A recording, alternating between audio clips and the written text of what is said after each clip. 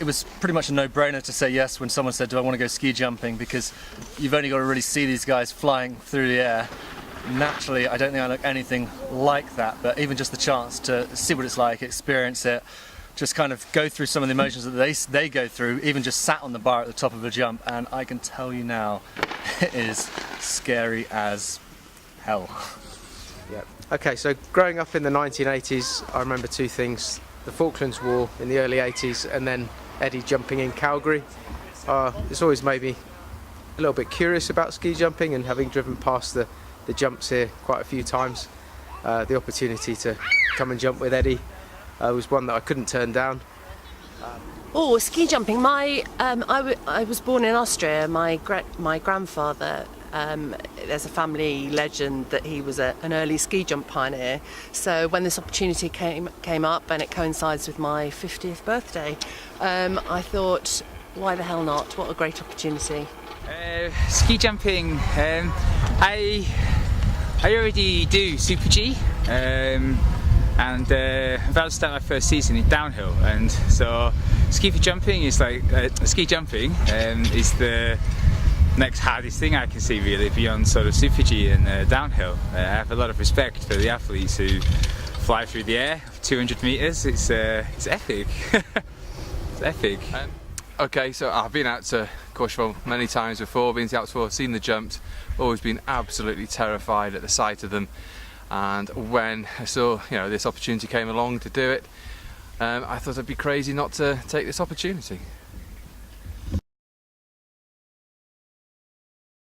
The chance to come out to Corsh was a pretty easy decision, because you've actually only really got to take a look around. I love the mountains, and the facilities in La Praz are just kind of top notch, especially if you're as professional as myself when it comes to ski jumping. These things make a big influence on whether or not you want to be here, but it's just been amazing. It's not just been the ski jumping, we've been heading up into the hills and having a bit of a hike, and it's an amazing place. There's so much to do, and it's beautiful. We're in Courchevel, courtesy of Alp Leisure. They've hosted us really well. It's a great place, and the jump is an amazing facility, originally built for the Olympics in Albertville in 1992. So we're really lucky to be able to use it. I've not been to Courchevel before, but the ski jump centre here is absolutely world class, and to be here is a complete privilege. Alp Leisure is putting us in a gorgeous chalet, and everything is laid on for us, so we're being spoilt rotten. So Courchevel, for me, it sits in the Three Valleys, one of the biggest ski resorts in the world.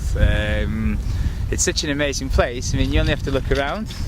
Surrounded by mountains, the people are wonderful, the lifts and the pistes are amazing. It's a really good resort. And what other resort are we going to find with a 120 metre and a 90 and a 60 metre ski jump if you want to go down that way on your alpine holiday?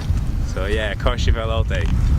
The opportunity came from the company that's based in Courchevel, and so that's how we're here. But we're incredibly lucky that we are here, because it is the most incredible facility ever. Ski for Cancer is kind of a big part of my world at the moment. I went out to Greenland earlier last year to do a challenge and raise some money for them, and I've been working really closely with them.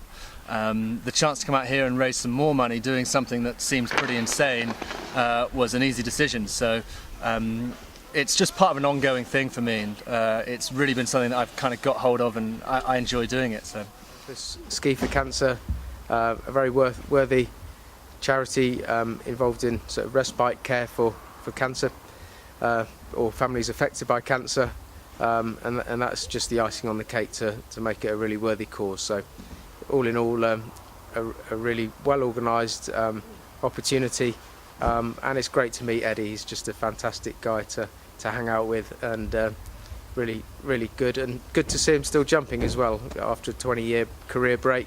He's out there, beating the pants off us.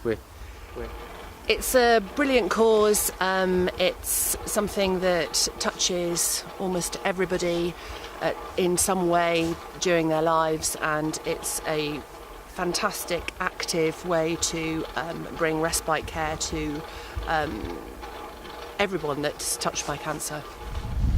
Ski for Cancer is quite important because there's a lot that goes into the medicine side of dealing with cancer, and it's quite refreshing for me to know that there's a charity and organisation that are there to provide respite for families suffering from cancer. The mountains are a very therapeutic place, and so when something as heavy as cancer weighs over your life, to be able to have the opportunity for you and your family to come and breathe the air, enjoy the mountains, be physical, I couldn't think of a better organisation to sort of work within the framework of helping people to deal with having cancer than a charity that sort of says, here, let's have a break from all of the stress and enjoy the mountains. That's why Ski for Cancer for me. Okay, I've been involved in the ski industry since the late 80s. My best pal, who I've been through that whole time, so 28 years in the ski industry, Ian has cancer, and so it was a way of me raising money for a cause that was relevant to me and my best mate.